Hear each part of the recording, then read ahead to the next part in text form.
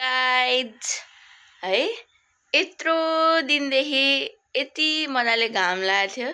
आज हाम्रो wedding anniversary अनि आजको मौसम ओ माई गॉड। यसमा तपाईँ के भन्न चाहनुहुन्छ? अब बिहेको याद आयो। बिहेमा पनि यस्तै थियो। बिहेमा त शीतलहर जस्तै जरा त्यो पनि राति यस्तै थियो उसो लागेको पनि। 3 दिन अगाडिदेखि नै पुरै चिसोले किन देखिने थियो।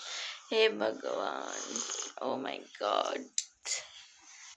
पुन्टु हो पुन्टु देख्यो माघ 16 गते भनेको के हो? हामीले के भनेर पनि सम्झिनु पर्छ। जाडो हुन्छ र अर्को एउटा के विशेष छ भने आज मार्टियस डे पनि हो, शहीद दिवस।